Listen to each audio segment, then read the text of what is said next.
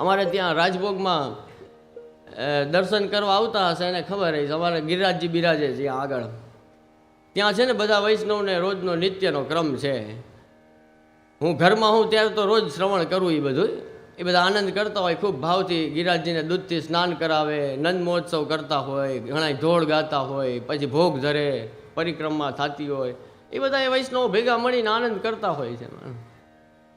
પછી છેલ્લે છે ને એ પેલું ધોળ ગાય, કાન રસિયો રૂપાળો રંગ રેલ રે, ઘેર જાવું ગમતું નથી. આ એનું રોજનું ધોળ. હા, એટલે રોજ ગાય. જે આવતા હશે એને ખબર જ હશે. હા, કાન રસિયો રૂપાળો રંગ રેલ રે, ઘેર જાવું ગમતું નથી. આ ધોળ રોજ એ ગાય એ બધા વૈષ્ણવ. પણ એટલું ઝડપથી ગવાતું હોય. હા, ઘેર જાવું ગમતું નથી, ઘેર જાવું ગમતું નથી. પછી આપણે પૂછીએ ને કે કેમ, તો કે ઘેર જાવું જ ને ઉતાવળ છે.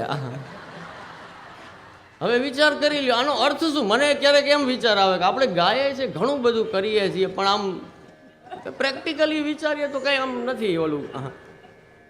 એને ઘેર જવાની જ ઉતાવળ છે. હવે નિયમ છે કે છેલ્લું આ ગાવાનું, ઘેર જવું ગમતું નથી, એટલે જલ્દી જલ્દી ગાઈને વયા જાય. એટલે મનથી કાંઈ હોય, અંદર કાંઈ હોય, થાતું કાંઈક હોય, આવું બધું આવી લીલા બધી ચાલતી હોય. આપણે શ્રી મહાપ્રભુજી ગોસાઈજીના કૃપા માર્ગમાં છીએ એટલે કંઈ વાંધો નથી. ઠાકોરજીએ બધું જવા દે, મહાપ્રભુજીએ બધું જવા દે, એટલે આપણું ગાડું હાયલું રહે. રાય જીતની સેવા કો માનત મેરુ સમાન. અને મેરુ જેવડા, પર્વત જેવડા આપણા અપરાધ અને દોષને આપ રાય જેટલો નાનકડો કરીને માને, ત્યારે તો આપણે મારા વાલા દરરોજ સેવામાં જઈ શકીએ છીએ. નહીં તો એવી ક્યાં કોઈ લાયકાત છે કે આપણા લૌકિક દેહથી, લૌકિક બુદ્ધિથી, લૌકિક મનથી, લૌકિક વિચારો મનમાં રાખીને પણ અલૌકિક એવા કૃષ્ણની સેવામાં આપણે પ્રવૃત્ત થાય છે. એ જો કૃપા કોઈની હોય તો શ્રી ગુસાઈજીની છે. ગુસાઈજી આપ એવા પરમ કૃપાલુ છે કે જીવનું લૌકિક પણ જવા દે છે. ગોપાલદાસજી કહે છે ને, જેને શ્રી વિઠ્ઠલનાથ વિચારે રે, તેને પ્રગટ પદાર્થ ચારે રે, ઉપરાંત ભજન ફલ આપે રે. એ ગજબની વાત છે. એવા કૃપાળુ શ્રી વિઠ્ઠલનાથજી હવે શ્રીનાથજીની સેવાનો કારભાર સંભાળે છે, વ્યવસ્થાઓ સંભાળે છે. આપે શું વ્યવસ્થિત બધું કર્યું છે. રાગ ભોગ અને શૃંગારને સેવામાં વિનિયોગ કરાવ્યો છે કે આજનો માણસ આ રાગ ભોગ અને શૃંગાર પાછળ ગાંડો થયો છે, તો એ જ રાગ ભોગ અને શૃંગારને શ્રીનાથજીની સેવામાં પ્રયોજી દઈએ. અને શ્રી આચાર્ય ચરણની પણ પંચશ્લોકીમાં એ જ આજ્ઞા છે કે ગ્રહમ સર્વાત્મના ત્યાજ્યમ તચ્ચેત ત્યક્તુમ ન શક્યતે. તો શું કરવું પછી? તો કે કૃષ્ણાર્થમ તત્ પ્રયોજિત, કૃષ્ણ અનર્થસ્ય મોચકા. કે જો તમે ઘર છોડી શકતા નથી, પરિવાર છોડી શકતા નથી, નોકરી ધંધો વ્યવસાય છોડી શકતા નથી, આ ગામ છોડી શકતા નથી, સંસાર છોડી શકતા નથી, એ બધુંય રાખવું પડે છે, તો શું કરવું? તો કે તમારો જે સંસાર છે, જે ઘર છે, જે પરિવાર છે, એમાં બીજું કાંઈ છોડવાની જરૂર નથી.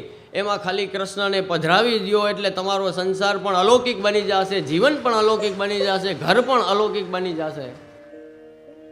કૃષ્ણને આપણી સાથે પધરાવાના છે, કંઈ છોડવાનું નથી. શ્રી ગુસાઈજીએ રાગ ભોગ શૃંગારને સેવામાં વિનિયોગ કરાવીને ભગવત સુખ તો 100% વિચાર્યું જ છે. પ્રભુને લાડ લડાવવામાં ગુસાઈજીએ કાંઈ બાકી નથી રાખ્યું, એમ કહો તો ચાલે. આપની તો એટલી સાવધાની હતી કે એક દિવસ ખાલી એક શાકમાં સળી આવી ગઈ ને, પાતરમાં જે દૂનામાં સળી હોય છે ને, એવી એક સળી આવી ગઈ ને, તો આપ એમ કહે છે ગિરધરજીને કે મારા ધોતી ઉપરનો ભગવા રંગાવો. આટલી મોટી ગ્રહસ્થી, આટલા બાળકો, આ વહુજી, આ પરિવાર, આટલી સંપત્તિ, આ બધું કામનું શું જો ઠાકોરજીનું સુખ સચવાતું ના હોય તો? જો ઠાકોરજીને આરોગવામાં પરિશ્રમ પડ્યો તો મારે આવી ગ્રહસ્થીનું કાંઈ કામ નથી, આવી ધન સંપત્તિનું કાંઈ કામ નથી, આવા સંસારનું કોઈ કામ નથી. હું સંન્યાસ લઉં છું, મારા વસ્ત્રોને ભગવા રંગો જાઓ, એવી આજ્ઞા કરી. બધા વિચારમાં પડી ગયા કે અરે શ્રી ગોસાઈજી આવી આજ્ઞા કરી સંન્યાસ લેવાની, અને એ સમાચાર નવનીત પ્રિયાજીને મળે છે. આપના સેવ્ય સ્વરૂપ શ્રી નવનીત પ્રિયાજીને સમાચાર મળે છે કે ગુસાઈજી તો સંન્યાસ લેવાના છે.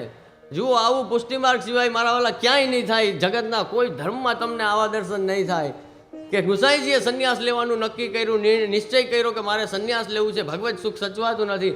એ સમાચાર નવનીત પ્રિયાજીને મળે છે અને નવનીત પ્રિયાજી પોતાની ટોપી અને જગુલી પણ આપે છે કે જો ગુસાઈજીના ધોતી ઉપરના તમે કેસરી ને ભગવા રંગતા હોય તો આ મારી ટોપી ને જગુલી મારો વાઘો છે ને એ ભગવા રંગી નાખો, મારે સંન્યાસ લેવો છે. ગુસાઈજીની સાથે હું પણ સંન્યાસ લઉં છું. વિચાર કરો, અહીંયા તો ભગવાન પોતે સંન્યાસ લેવા તૈયાર થઈ જાય એવા ભગવાન. આવો માર્ગ દુર્લભ છે. આપણને કદર એટલે નથી કે બેઠા બેઠા મળી ગયું છે. હું તો ઘણી વાર કહેતો હોઉં છું કે આ દુનિયામાં છે ને લાયકાત વગર ન નોકરી મળે ન છોકરી મળે, બેમાંથી કાંઈ મળે. દીકરીનો બાપ હોય ને એ બધું તપાસ કરે હો કે આ ભાઈ કેવા છે ને શું છે, પછી દીકરી આપે. કોઈ એમને એમ લગ્ન ના કરાવી દે. નોકરી વાળો એ પૂછે કેટલું ભણેલો છે ને શું અનુભવ છે ને શું તારામાં આવડત છે, પછી આપે. અહીંયા તો સહજ રીતે એમને મા બાપ વૈષ્ણવ હતા એટલે સમજતો તો નતો સમજતો, જઈને ઊભો રહી ગયો ને બ્રહ્મસમન લેવાઈ ગયું. ને અમારા તો હવે બે જ કામ રહ્યા છે વધારે, બ્રહ્મસમન દેવાનું અને માલા પેરામણીમાં હાજરી દેવાની. વધારે પડતા બે જ કામ થઈ ગયા તમારા. હા, સૌરાષ્ટ્રમાં તો વિશેષ. ખરેખર બ્રહ્મસમન શું છે તો કે પુષ્ટિ માર્ગમાં પ્રવેશ કરીએ ને, સેવા માર્ગમાં પ્રવેશ કરવો છે એની દીક્ષા બ્રહ્મસમન આત્મનિવેદન છે કે હવે તમને સેવાના અધિકારી થાવ. એકથી પ્રારંભ થાય છે. અને માલા પેરામણી શા માટે કરીએ છીએ તો કે લૌકિક રીતે જ્યારે દેહ છૂટી જાય અને આ જીવન આપણે સેવા સ્મરણ સત્સંગ સમર્પિત જીવન કર્યું હોય તો યથા અધિકાર ઠાકોરજી પોતાના ચરણારવિંદમાં એમની સેવામાં ક્યાંક સ્થાન આપે એનો આપણે ઉત્સવ મનાવીએ છીએ. આજે ખાસ સમજવાનું એ છે કે માલા પેરામણી કરવાથી ગતિ થાય છે કે સદગતિ થાય અમારા વડીલોની એટલે માલા પેરામણી કરવી છે એમ નથી. પણ સદગતિ પુષ્ટિ માર્ગમાં છે, મહાપ્રભુજી ગુસાઈજી ગુરુ છે એટલે થઈ જ ગઈ છે ઠાકોરજીના ચરણારવિંદમાં ગતિ એની. એ વિશ્વાસનો આ મનોરથ છે. એ વિશ્વાસ આપણને સૌને પુષ્ટિ માર્ગીય તરીકે છે એટલે માટે આપણે માલા પેરામણીનો ઉત્સવ કરીએ છીએ, મોટો મનોરથ કરીએ છીએ, એટલે થાય છે. હવે એક છે શરૂઆતનો છેડો, એક માલા પેરામણી એટલે દેહ છૂટી જાય ત્યારનો ક્રમ, બરોબર. એ આ બાજુનો છોડ છે. હવે જે વૈષ્ણવી જીવન છે ને એ આ બંનેની વચ્ચેનું જ છે. એ જ ખરેખર જીવવાનું છે. એની બદલે આ બેને મહત્વ આપીએ. ના હો, મારો દીકરો બ્રહ્મ સંબંધ વગર રહી ના જવો જોઈએ. અરે પણ તારો દીકરો પછી સેવા કરશે એ વિચારતા નથી આપણે કે કાંઈ કર્તવ્ય. પેલા તો પૂછતા વૈષ્ણવો બધા, પેલા તો આપણે તમે વાર્તાજી વાંચો ને તો ખ્યાલ આવે કે બ્રહ્મસમનની દીક્ષા લઈને હવે પૂછીએ કે જે હે કૃપાનાથ હવે મારું કર્તવ્ય શું છે, મારે શું કરવાનું છે. અત્યારે તો બ્રહ્મસંબંધ અમે દઈએ ને પછી એવો ભાગી જાય કે પાછું દેખાય જ નહીં. 5-10 વર્ષે ક્યાંક હાથમાં આવે પાછું. એવી સ્થિતિમાં આપણે જીવીએ છીએ.